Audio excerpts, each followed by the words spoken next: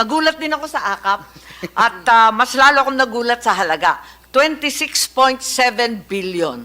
Isang programa na ngayon ko lang natuklasan at ngayon lang narinig, pero may bilin dito sa text, all soft projects including AKAP must go through the office of the Speaker.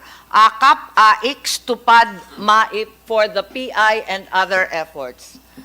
Yes, Chair, Senator JB, Ako rin please. medyo naging curious sa AKAP, ngayon ko lang narinig eh. No? Siguro can ask DSWD, what is this program about? Is it just between the House and, kasi wala ho kami sa Senate na alam niyan eh. So is it with DSWD and the House of Representatives, yung program? Thank you, Madam Chair. Madam Chair, AKAP is just as foreign to us, technically, as Senator Bato, as it is provided Yes, in USEC line de Mapuro, item. I understand that it's under the DSWD budget. If you recall, in the Senate, I handle the DSWD budget, but like the COMELEC's mysterious addition of 12 billion, this 26.7 billion in the budget of the DSWD is alien to me. Yes. Madam Chair, if this WD declares that is foreign to them, saan nang galing itong budget? Baligtad na pala ang budgeting process natin. Ang Kongreso na magde-decide kung anong project i-implement ninyo. Hindi pala kayo ang nagre-request sa Congress na project na papunduhan, program na papunduhan. Baligtad eh. Madam Chair, it is not an exclusive project or program for Congress. It will be regular program, but it is technically foreign in the sense that it has no guidelines yet. Yes, USEC So de it does not Mapuro, did you exist as request a for this program. project? Was it in the NAP? It was not. No. There we go. Yes. Do we allot sums of money, enormous sums of money such as this, almost 27 billion, for a project or a program that is undefined, unnamed, unfamiliar, with no guidelines whatsoever, with no target beneficiaries, and is just left open? Is this the usual practice in the DSWD? Not necessarily a usual practice Not in the necessarily. DSWD. So sometimes DSWD has these magical projects that no one has ever heard of before. We don't create magical projects, Madam Chair. These are But part when of is the it GAA. necessary? You said not necessarily. So there are times when it is necessary to invent projects? There are times when there are necessary projects to Yes, you have QRF and you have all kinds of emergency Yes. assistance. I'm very familiar. Why do you have to invent AKAP?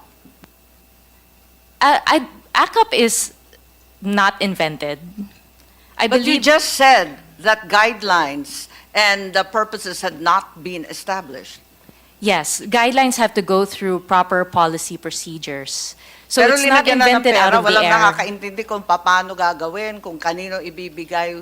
Walang kaplano-plano pero may pera na. Madam Chair, there are programs that are provided by the GAA for NGAs to implement. But before we Yes, do with all implement, due we have respect, to... USEC, that is not the usual budget process we're familiar with. There's always a very well-defined project or program before a line item magically appears in the GAA. It's fought over, debated, and discussed very, very thoroughly in the subcommittees as well as the plenary. This wasn't. Madam Chair, we are currently creating the guidelines, and we would be happy to share with... Parang baliktad naman yata yung buhay natin. Ngayon mag-iimbento ng dahilan, magdi-design ng project, pupunteriya yung mga beneficiary. Pero in the meantime, linagyan muna ng bilyon-bilyon. Yan na ba talaga ang patakaran ng DSWD? Madam Chair, for programs that are intended for the poor, vulnerable, and disadvantaged, we welcome, obviously, more programs, and we would be grateful to be able to implement these other programs. I'm familiar with your mandate, but nothing in your mandate indicates that you should be inventing projects and that you are exempt from usual budgetary study and procedure. I'm sorry. Madam Chair, kaya siguro nagkaganon dahil hindi talaga sa kanila yung programa na yan. Gagawa lang sila ngayon. hindi talaga sa with due respect naman, in fairness to USEC Di Vaporo, bago nga yan sa kanya. Sabi nga niya, foreign eh. Hindi niya alam. So, huwag ka mag-alala. We are not faulting you for that. Kaya we are just investigating dahil the usual mangyari is meron ng bahay yung pondo, like AX. Kung sisingit man yung meron mang intervention dyan during the BICAM, ang lower house at saka upper house, the most that they can do is siguro dagdagan yung amount ng AX na yan. Pero may bahay na yan. Pero yung gagawa ng bagong bahay dyan during the BICAM, I don't know how feasible is that.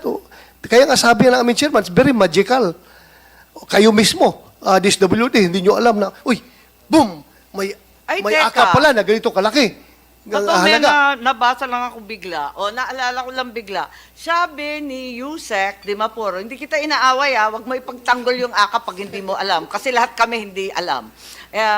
Kahit sinasabi ng DSWD, wala silang alam tungkol sa guidelines, foreign itong project, at linagay lang dyan, nasa press release na yung AKAP will provide 5,000 cash payment to 12 million poor households. Are you aware of that?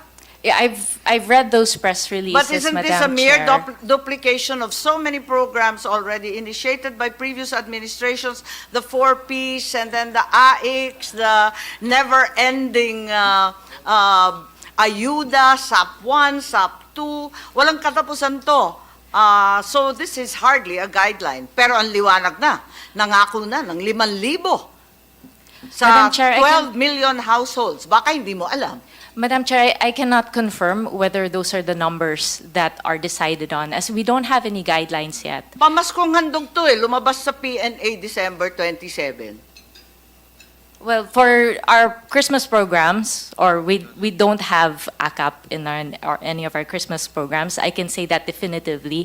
But with regard to any pronouncements of how AKAP will be implemented and what amounts will be provided through AKAP, we don't have guidelines for that yet, Madam Sige, Chair. Yusek, ganito na lang, magtulungan na lang tayo. Alamin natin ang mga detalye nitong programang to. Pareho kami ni Senator Bato, ni Senator JV, Senator Risa. Nagugulat po kami kung saan to galing at ano ibig sabihin. Yes po, Madam Chair. And I'd also like to say that we are very open to many innovations and new programs in DSWD. And it is not a new thing where we create something new. Madam Chair, just to add. Okay lang yan, okay lang. I'm not gonna fight with you over that, but that's completely inaccurate and untrue. Okay, Senator Bato, please. Pagkuha ko lang kay Yusek na walang problema. Wala kang problema dito sa amin. Huwag ka mag-alala. Ang Huwag amin ka lang talaga mag-alala. is, nagulat lang kami sa Senado. AKAP. Hindi namin nakita yan sa, kahit na ilang araw mo pag-aralan yung NEP, kahit ilang araw mo pag-aralan yung GAB, hanggang sa kwan, hindi mo talaga makita yan. Nagulat na lang kami ngayon na may ganyan pala. Ikaw nga, nagulat ka sa inyong departamento yan. Okay lang, pareho tayong nagulat ngayon. A happy Huwag kang surprise, mag-alala. Senator Ha? Bato, Madam Chair. A happy surprise because it will help the disadvantaged Yeah. at the end of the day. Hindi, walang problema yan. Hindi, okay lang yan. Kung mapunta sa taong bayan yan, importante yan. Okay ako, walang problema. Yung nga lang, siguruhin ninyo dahil ang PNP ngayon, nagbabantay na pag mag-release kayo na babawasan na naman yung pera, ang 10,000 ibigay sa tao, tapos ibalik yung, bawiin yung 9,000, 1,000 lang maiwan doon sa tao. You hear that during our hearings, di ba? Yes, Madam kaya Chair, we bantayan are ninyo happy talaga for the yan. support of PNP to help Yeah. us in those payment areas.